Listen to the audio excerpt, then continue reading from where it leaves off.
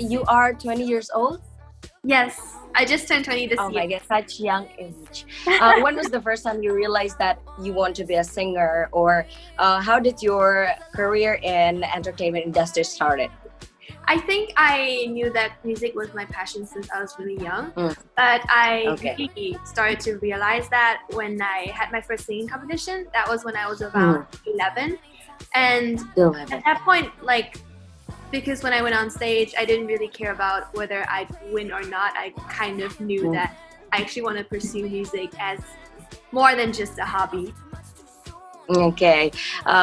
Beside music or beside singing, do you ever tried, like, I don't know, modeling? Because you're so pretty, modeling or dancing probably. I've tried a lot of things in the entertainment industry, in Thailand especially.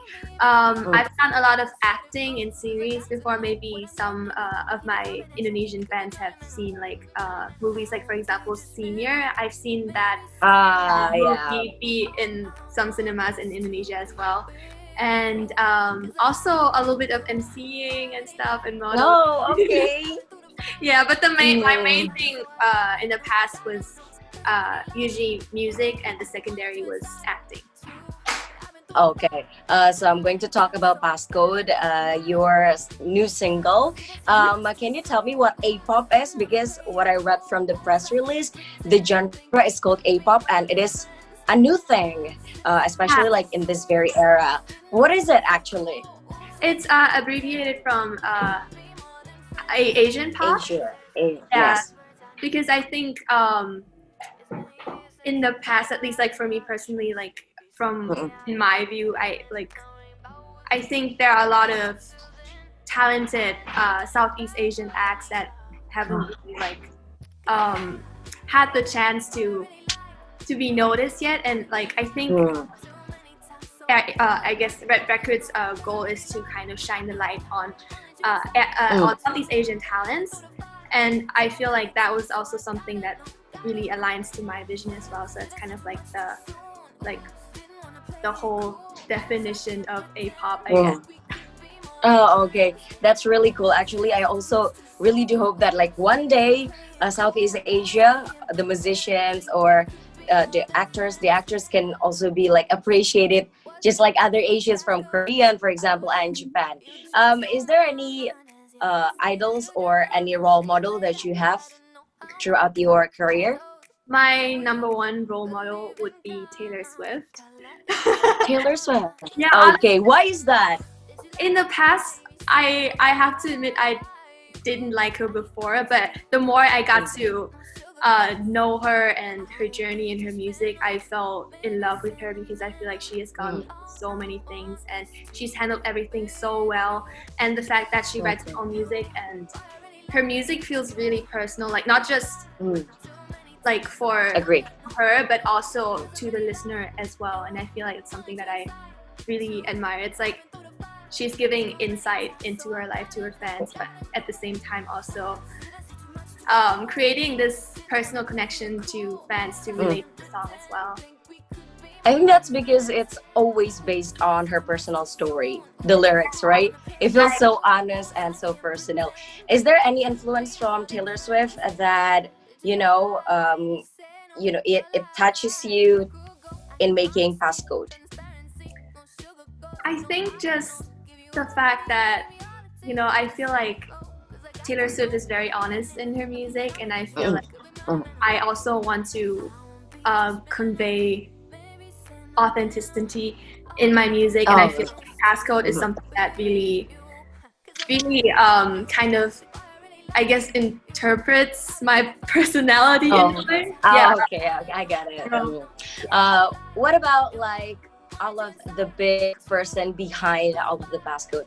Do you work with anybody that you adore? Producers? I had the opportunity to work with Tommy Brown, who is Ariana Grande's producer. And that's amazing. Okay. I'm still very a little bit in awe, I guess, because I never thought that I would have the opportunity to work with such big names like him. Yeah, okay. Yeah. It was a great experience. Okay, let's talk about like the lyrics from the passcode. What is the story of the song, and did you also write the lyrics? So the song was produced by Tommy Brown and written by Jesse Reyes, but Okay. I also added like a few tweaks and like a few parts to the song as well with my team. Yeah. So to like kind of like fit me more, because Tommy sent me the song as a demo, and we felt like there could be like some A little something. added, yeah, to like Okay. make it more me. But yeah, that's basically like how we work together. And what is the story about the song actually? Like, what are you trying to tell from the lyrics, or?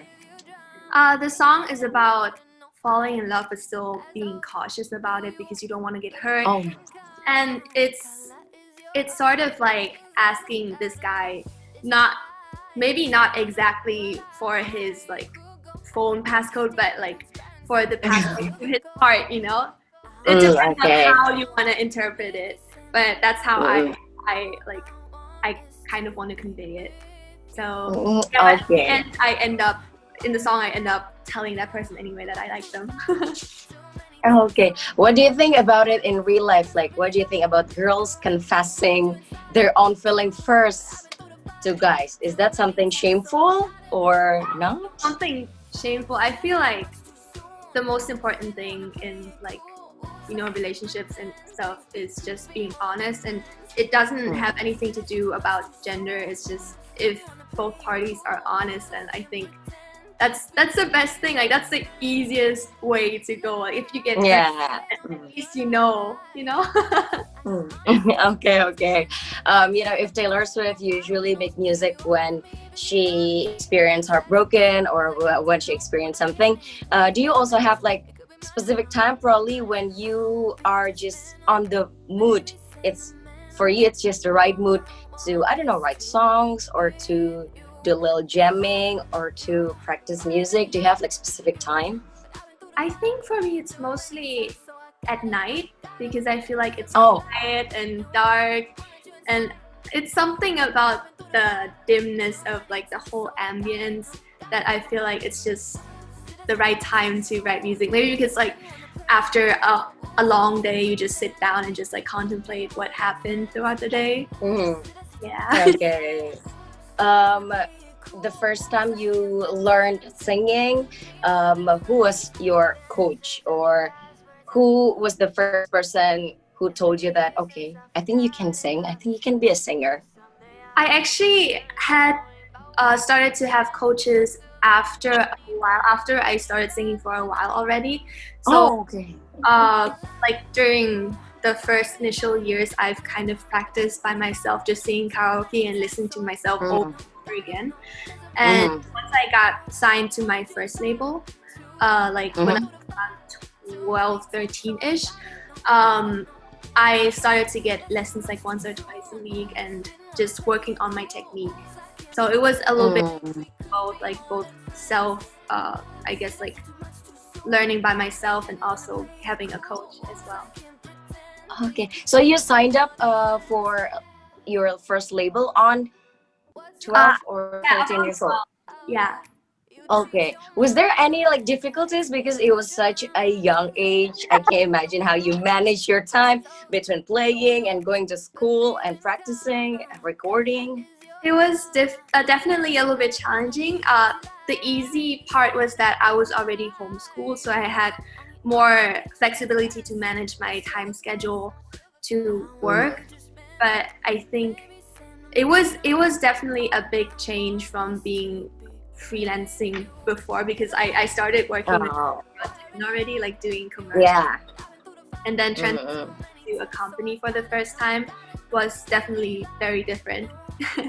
Okay, and how about now? We are still in the middle of a global pandemic.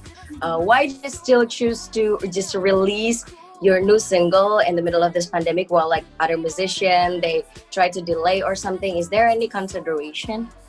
I think nowadays, now that there's so much technology and social media, I think even though there's a global pandemic, I don't think like it can stop anybody to Yes. music anymore, because music is now so accessible that no matter what happens, like I don't think that it really is that much affected in terms of like music and releasing art, for example. Was like the process from writing the song, recording, and shooting for the music video was also being done on pandemic, or was it before? It was done like during the time like after MC, also like after like the lockdown kind of loosened up. Okay. When we like started to record the song, and we sent the vocals to Tommy Brown, so like we were kind of working overseas. I was recording in Malaysia and he was That's hard. in LA, so the time difference was definitely like a small thing that was a little bit challenging. But we got over that, and while we were also doing recording and like waiting for the master of the song, we also prepared the production for the music video, and that took like around a month, and the shoot was like 2 days, which both days were 20-hour shoots, and we tried to shoot like as safe as possible, so like like social distancing and stuff as good as we could, and editing took like a week or so, and then we were basically done with it. Okay, this is probably going to be my last question. Even though your song is A-pop in genre, but can you tell me, what do you usually listen? What do you have on your playlist? Who you listen to? Like beside Taylor Swift, of course, because we know it already. I think I listen to Post Malone quite a lot as well. Malone, okay. And I think my music taste is very weird, where I just like, it's very scattered and a lot of indie that a lot of people don't know. But I like music that my friends release as well. So Okay. So you don't really choose genre? Not really. I just listen to music that I feel like I like or that resonates with me. Okay, Jannine, I think that's all, because it's only for 15 minutes. Thank you so much for having me, and I really do hope the best for this single. Thank you so much. It was nice. Bye. I'm waiting for you in Indonesia. Thank you. Bye.